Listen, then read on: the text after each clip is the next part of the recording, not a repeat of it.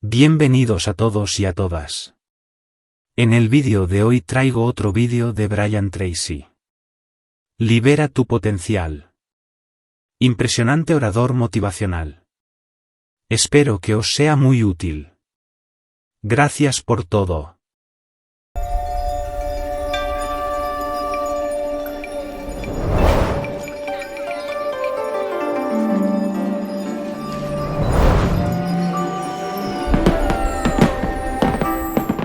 Potencial humano. ¿Alguna vez se han preguntado a qué se debe la gran disparidad de resultados y desempeño entre una persona y otra?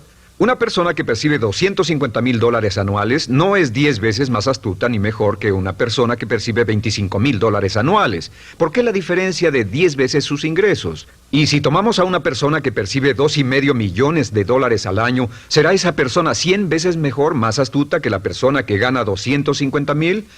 Imposible.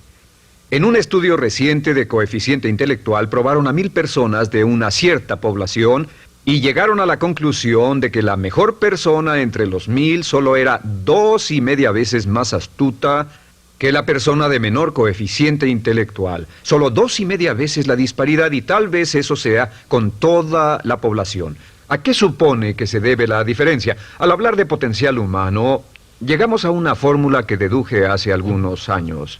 Tal vez eso lo explique un poco. La fórmula comienza con lo que llamamos AI, o sea, atributos innatos, las cualidades, la inteligencia, la habilidad, el temperamento, cosas con las que se nace que no pueden cambiarse mucho. Además de los atributos adquiridos. Estos atributos son muy importantes, son su educación, su capacitación, sus capacidades, su experiencia, conocimiento, sabiduría, etc., multiplicado por A, que su actitud es igual al potencial humano individual o al desempeño humano individual o resultados individuales humanos. Ahora, de estos tres, los atributos innatos se traen desde el nacimiento. Los adquiridos pueden cambiarse, pero se necesita cierto tiempo para ello, aunque a veces cambiamos muy rápidamente. Cierta información valiosa puede cambiar dramáticamente su eficacia, pero las actitudes pueden aumentarse o disminuirse dramáticamente en segundos. Cada vez que mejoramos nuestra actitud, multiplicamos todas nuestras capacidades. Una actitud ha sido llamada acertadamente el lenguaje más importante del ser humano, la palabra más importante del idioma en el humano. Todo lo que hacemos en la vida, según un estudio en Harvard entre estudiantes ejecutivos, será en un 85% de actitudes. Un 85% de su éxito estará determinado por su actitud. Eso significa que está determinado por cuán positivo o cuánta actitud mental positiva se tenga. Las personas con actitudes mentales positivas tienden a avanzar más rápidamente, se mueven hacia la cima en organizaciones valiosas, ganan más dinero, sacan más satisfacción de la vida. Una actitud mental positiva no significa que baile por las calles y arroje flores. Solo significa que tome una actitud constructiva en general o se aproxime hacia su trabajo, su vida, sus problemas, relaciones, etc. Según el informe Cox de las empresas americanas, según la revista Success, un 85% o más de todo lo que se logra se debe a la actitud. Y la pregunta es, ¿de dónde vienen las actitudes? Las actitudes vienen de las expectativas. Muy simple, ya hablamos de eso. Y una forma muy poderosa de mejorar su actitud instantáneamente es decir, aunque no lo crea, pienso que algo maravilloso va a ocurrirme hoy. Como dijimos antes, nuestras expectativas sobre los desenlaces determinan nuestra actitud. Si espera que las cosas salgan bien, tendrá una actitud positiva. Si espera que salgan mal, tendrá una actitud negativa. Y lo maravilloso es que podemos fabricar nuestras expectativas. Podemos esperar lo que deseamos. Podemos esperar cosas buenas, cosas malas, y no nos decepcionaremos. ¿De dónde surgen nuestras expectativas? Nuestras expectativas surgen de nuestras creencias y de nuestros valores. Son el centro de los factores motivacionales de nuestra personalidad, nuestras creencias, y esto nos conduce a un entendimiento del potencial humano. Significa básicamente que nuestra actitud es una expresión externa de lo que está ocurriendo internamente, y esto es consistente con las leyes mentales. Con respecto a las creencias, cada uno de nosotros tiene muchas creencias en el fondo que los psicólogos llaman los conceptos propios. El concepto propio, o su descubrimiento, es considerado por muchos como el logro único y más importante para comprender el desempeño humano en el siglo XX. Yo estoy de acuerdo. El concepto propio es como, si queremos usar una analogía militar, el centro de mando. O si queremos usar una analogía técnica, Es el programa central de su computadora básica. Es un grupo de creencias, valores, actitudes, sentimientos, ideas, etcétera, almacenadas en el fondo de nosotros y son el resultado de casi todas las experiencias que hemos tenido en la vida. Y algunos investigadores dicen que el concepto propio comienza a formarse aún antes del nacimiento, pero el concepto propio, una vez colocado, precede, predice y determina sus niveles de eficacia y desempeño en todas las áreas de nuestra vida. El concepto propio se convierte en el centro de mando o el programa maestro. El concepto propio de este grupo de creencias determina lo que dirá, lo que hará, cómo actuará, cómo se siente y reacciona, etc. ¿Qué significa esto? Significa que todas las mejoras en su vida externa, todos los cambios en su realidad comienzan con un cambio en su concepto propio. Les voy a explicar lo que significa. Esta es una gráfica muy simple. Hablamos de potencial humano y decimos que la persona promedio usa un 10% o menos de su potencial. Según investigaciones, tal vez es mucho menos. El Instituto Stanford Brain en Santa Clara, California, estima que tal vez se aproxime a un 2%. Seremos generosos y diremos que la persona promedio usa un 10%. Significa que en los mejores casos, la mayoría, como usted o yo, no usamos un 90% de nuestro potencial. Uno de los mejores filósofos, Oliver Wendell Holmes, dice que la tragedia de la persona promedio es que llegan a la tumba con su música aún por dentro. Aún están funcionando con mucho menos de su potencial total. Y esto es el potencial humano. Sabemos que existe una relación directa entre el potencial humano y el concepto propio. Pero como nuestros conceptos propios o nuestras estimaciones de nosotros mismos generalmente son mucho menores de lo que debieran ser, nuestro nivel de desempeño y eficacia también es menor. Sabemos que nuestro concepto propio es altamente subjetivo.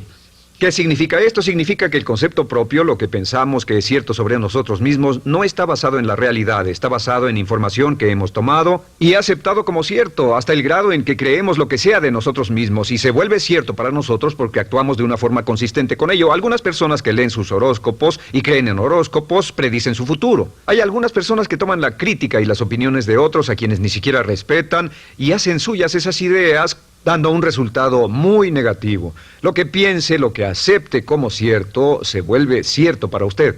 También sabemos que como adultos tenemos una variedad de conceptos propios. Tenemos un concepto propio de cómo vestirnos, cuánto pesamos, lo que comemos, lo bien que podemos hablar en público, qué tipo de padres somos, qué tipo de hijos somos con nuestros padres, qué tipo de esposo o esposa somos, qué tipo de amante, de conductor. Lo interesante de manejar es que todos los hombres tienen un concepto muy positivo con respecto a esto. Las mujeres no entienden esto, pero los hombres nacen con un genio inherente para manejar. Todos los hombres son choferes excelentes. Si no lo creen, todo lo que tienen que hacer las mujeres que están viendo esto es pensar en la última vez que trataron de corregir la forma de conducir de un hombre y recordarán que no obtuvieron buenas respuestas. ¿Cómo respondemos ante alguien que desafía nuestro concepto propio, sugiriendo que no somos las personas que pensamos ser? Estamos a la defensiva, nos enfadamos, nos irritamos, es difícil que nos traten. Tenemos un concepto propio de lo creativos que somos, lo inteligentes, lo rápido que leemos, lo bueno que somos en los deportes, y si practicamos una gran variedad de ellos, tenemos un concepto propio para cada uno de ellos. Tenemos un concepto propio de lo bien que cocinamos, de lo bien que educamos a nuestros hijos, de lo bien que limpiamos nuestra casa, los autos que manejamos, etc. Y también de lo que valemos por lo que ganamos. Es muy interesante saber que nunca ganamos más del 10% de nuestro concepto propio en ingresos. Nuestro concepto propio determina nuestro nivel de ingresos. Este nivel de concepto propio se llama zona de confort. Y aunque querramos más dinero, veremos que la tendencia humana natural de todas las actitudes es luchar por lograr entrar a la zona de confort y luego quedarnos ahí.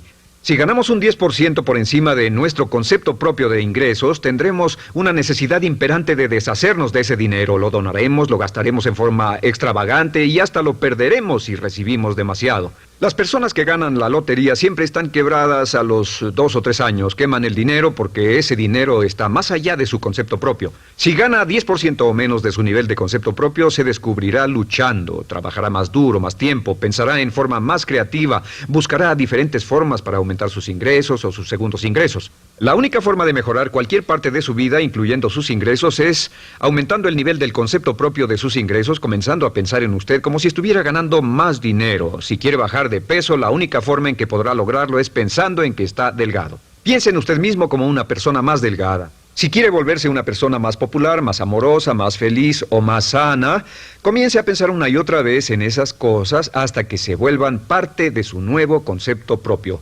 Hablaremos de eso más adelante. Es una parte esencial de la programación de su mente hacia el éxito. Su concepto propio global está determinado por el promedio de sus conceptos propios en las áreas que considere importantes. Ahora, su concepto propio está formado de 3 partes críticas. La primera parte del concepto propio es el ideal propio. El ideal propio es la persona que más desearía ser, es su idea de lo que constituye un ganador, es su visión ideal de lo mejor que puede ser usted. Nada más, una de las cosas que sabemos de las personas con éxito es que las personas con éxito tienen ideales propios muy claros, ideales claros de quién quieren ser en el futuro. Las que no tienen éxito tienen ideales muy vagos. El número 2 es la autoimagen. La autoimagen es como un retrato de cómo se ve a sí mismo y lo que piensa de sí mismo. La autoimagen es el espejo interno, es como se percibe a sí mismo ahora en su desempeño actual, en forma cotidiana. La tercera parte es su autoestima. Su autoestima es cómo se siente consigo mismo. Cómo se siente consigo mismo es la fuerza motriz, el motor, la fuerza poderosa dentro de su subconsciente. Es la fuerza de energía dentro de su concepto propio y determina casi todo lo que le pasa.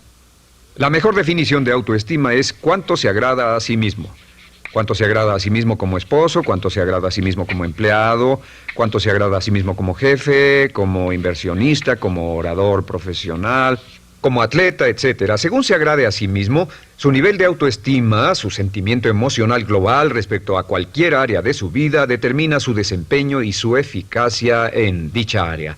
Lo sorprendente es que se convierte en lo que piensa, su concepto propio es maleable, su autoestima puede formarse repitiendo una y otra vez, me agrada mi persona, me agrada mi persona, me agrada mi persona. Me agrada mi persona, me agrada mi persona, me agrada mi persona. Entre más se repita, me agrada mi persona, me agrada mi persona, entre más lo repita una y otra vez, más crecerá su autoestima y entre más crezca su autoestima, más crecerá su concepto propio global. Cuando crezca su concepto propio global, su desempeño será mejor en todo lo demás que emprenda. Cada vez que diga, me agrada mi persona, me agrada mi persona, me agrada mi persona, me agrada mi persona, me agrada, será como bombearse psicológicamente. Todo lo que pase que haga que su autoestima suba, hará que se comporte mejor. Todo lo que haga que su autoestima baje hará que se comporte peor, que cometa errores, que sea infeliz, etc. Un punto crítico de agradarse a sí mismo, sobre autoestima y agradarse a sí mismo, es que, número 1, nunca puede querer a nadie más de lo que se quiere a sí mismo. Que su nivel de autoestima es determinante de la calidad de relaciones que tenga con los demás. Y número 2, es que nunca puede esperar que nadie más lo quiera o respete más de lo que se respeta a sí mismo. Cuanto se agrade o se respete a sí mismo, determina sus actitudes hacia usted.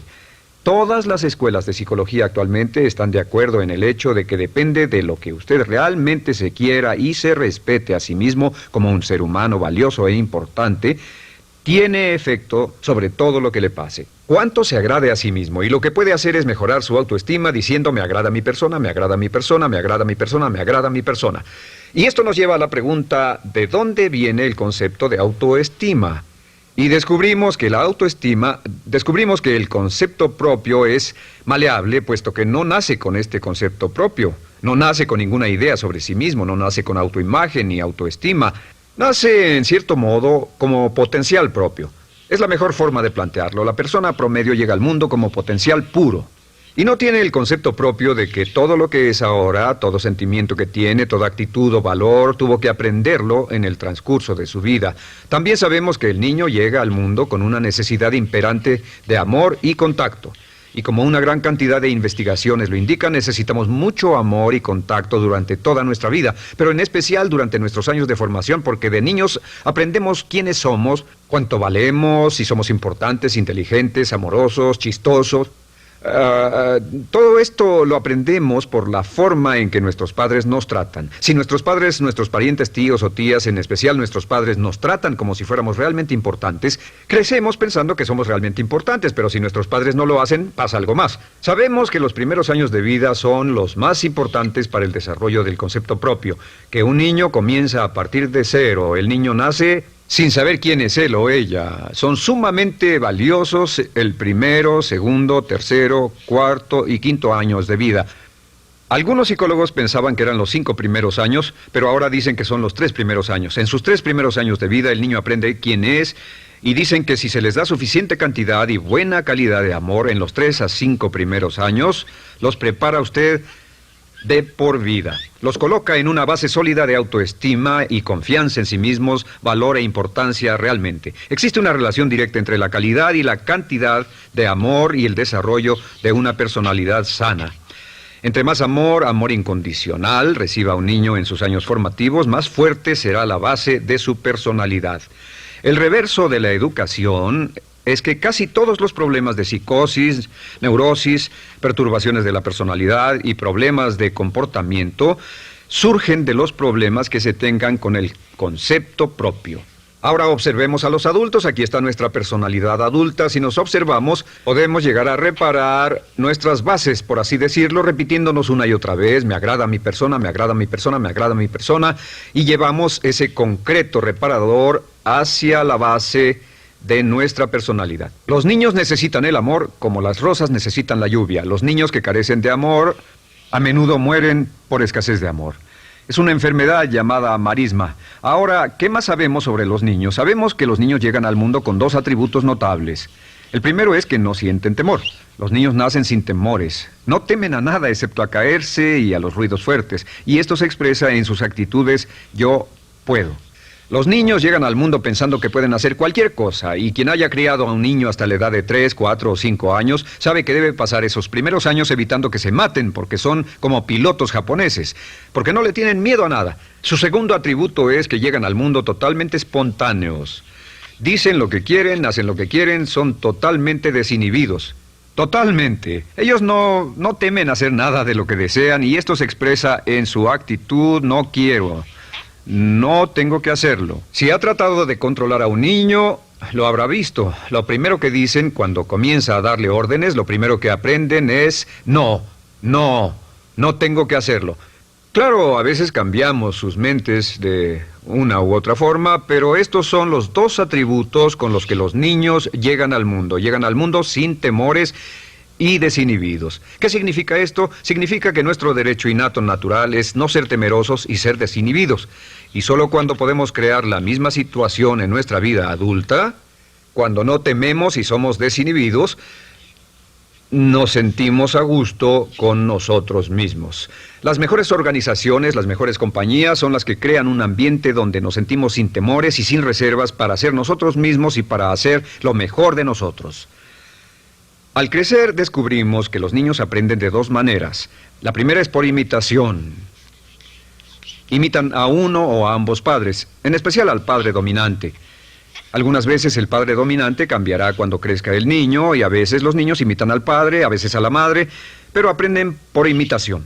Muchas características y hábitos que tenemos como adultos los aprendimos de nuestros padres. ¿Alguna vez ha tenido la ocasión de gritarle o reñirle a uno de sus hijos? Verá que le dice las mismas cosas que le dijo su padre a usted cuando era niño. Así que imitamos. A veces imitamos su caminar, a veces su forma de hablar, a veces imitamos sus valores, sus creencias, etc. Aunque esos valores y esas creencias no tengan ningún valor. ¿Por qué? Porque nuestros padres eran así cuando nosotros éramos niños. La segunda forma en que aprendemos es pasando de la incomodidad, lo que no se siente bien, hacia la comodidad. Freud llamó a esto el principio del placer. O sea que nos movemos hacia aquello que nos hace sentir cómodos, lo que nos da placer, lo que nos hace sentir bien con nosotros. Nos movemos de la incomodidad hacia la comodidad. Así es como aprendemos a no mojar el pañal, por ejemplo. Sabemos que no es agradable caminar con popó o pipí en nuestros pañales. Vemos lo que hacen nuestros padres, vemos lo que nuestros parientes hacen y decimos: estas personas no hacen lo que yo. Así aprendemos a caminar y lo demás. Así que de la incomodidad hacia la comodidad. Durante toda nuestra vida, por cierto, así es como aprendemos. Imitamos leyendo lo que otras personas hacen, estudiando libros y en el trabajo, imitamos cuando vamos a la escuela, y hacemos lo que nos da resultados positivos, lo que nos da refuerzos positivos, y hacemos cada vez menos las cosas que nos causan incomodidad o dolor. Ahora, muy temprano en la vida, como equivocación o como resultado de una equivocación que los padres cometen en la crianza, los niños comienzan a aprender hábitos y patrones negativos.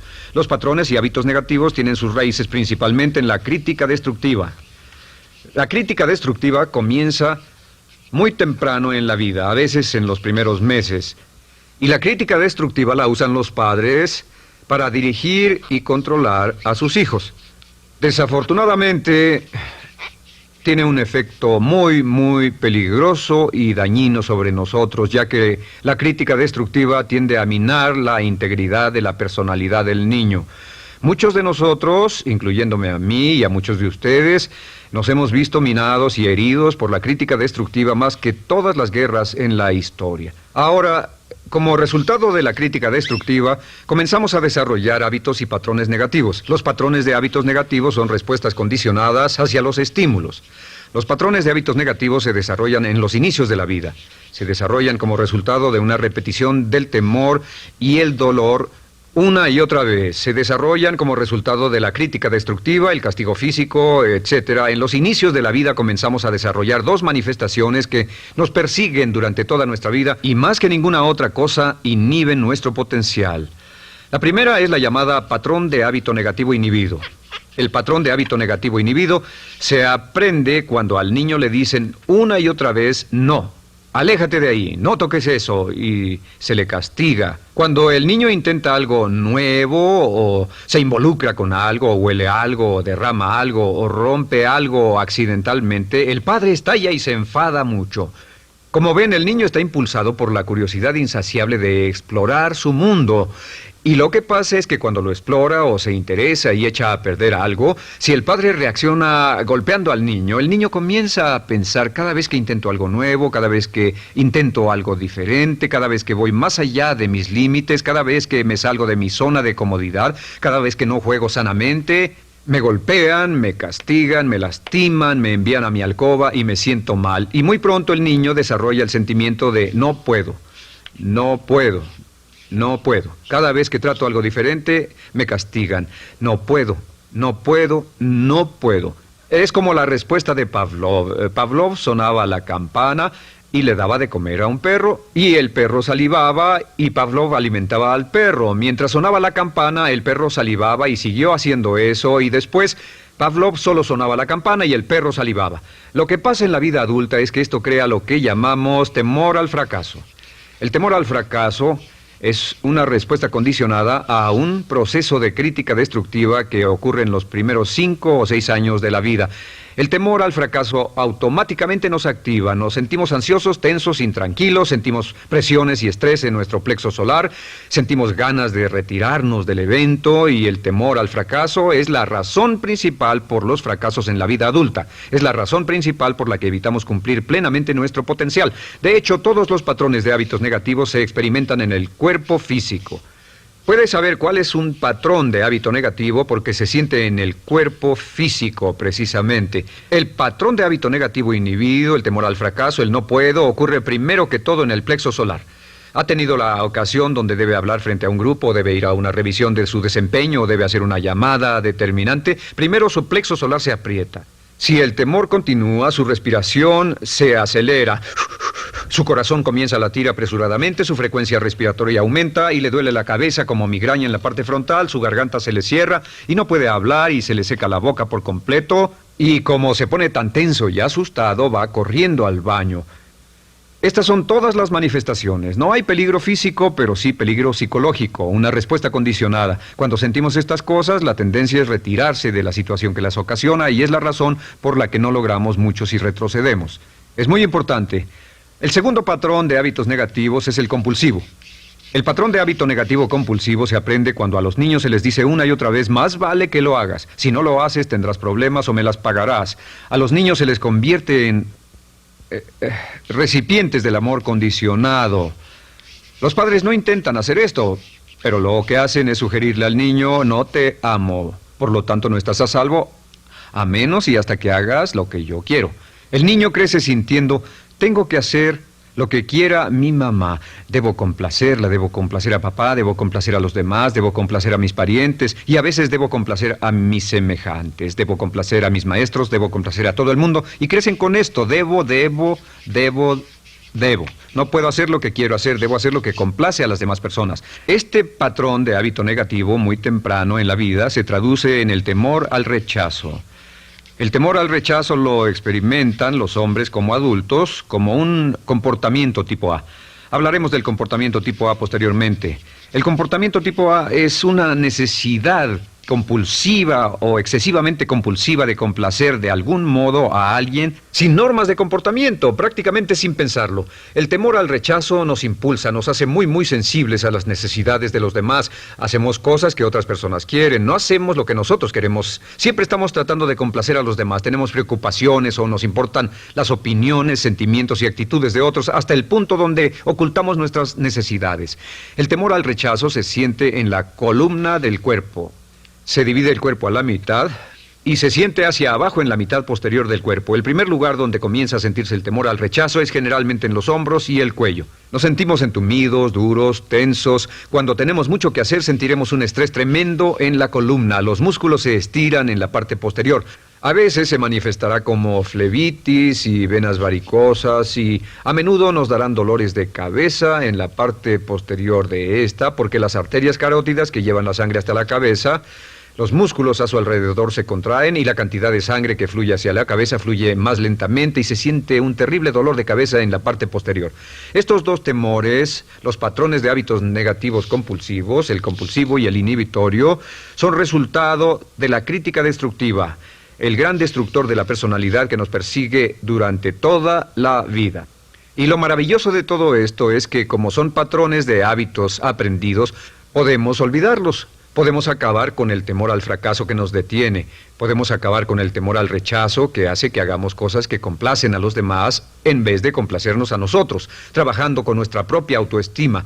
Porque existe una relación inversa entre la autoestima y el patrón de hábitos negativos. Porque entre más se agrade a sí mismo, menos teme al fracaso. Entre más se agrade a sí mismo, menos teme al rechazo. Entre más se agrade a sí mismo, menos temerá a cualquier cosa. Y si sigue repitiendo, me agrada mi persona, me agrada mi persona, me agrada mi persona una y otra vez, si sigue diciendo esto, con el tiempo su autoestima sube más y más y más y más y sus temores desde luego bajan. Cuando su autoestima sube, sus temores van en dirección opuesta. Ahora, ¿cómo enfrentar la crítica destructiva si debe criticar a otras personas? Pues eso es muy simple. Muchos padres nos han preguntado eso. ¿Cómo se controla a los niños? Una de las claves para controlar a los niños es dirigirlos para que hagan algo constructivo en lugar de hacer algo destructivo. Otra cosa que debe recordarse es que lo que quiere hacer es que quiere dar una crítica informativa, crítica constructiva, lo que significa que se les dice a los niños lo que pueden hacer o a los adultos lo que pueden hacer mejor. Todo el propósito de dar retroalimentación de cualquier tipo es mejorar el desempeño. Si es padre o si es jefe o si es una persona en una relación, si una persona está haciendo algo malo o inadecuado, todo el propósito de darles cualquier tipo de retroalimentación es para que puedan hacerlo mejor. Sin embargo, existe una relación directa entre la autoestima y la crítica destructiva. Cada vez que se critica a una persona, su autoestima baja. Y cada vez que su autoestima baja, su habilidad para desempeñarse baja. Si critica a una persona en forma destructiva demasiado tiempo, llegará a un punto donde no intentarán nada. Se convierte en lo que llamamos hipersensible. Un adulto hipersensible es aquel que no puede aceptar críticas de nadie. Un adulto hipersensible es una persona que está muy tensa, ansiosa, si siquiera sugiere que no está haciendo lo correcto. Si trata con un adulto hipersensible, la clave es sentarlo y recordar 4 cosas.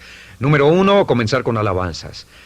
Número 2, proteja la autoestima de la persona a toda costa. Número 3, discuta el desempeño y no a la persona. Hable del comportamiento más que de la persona. Y número 4 es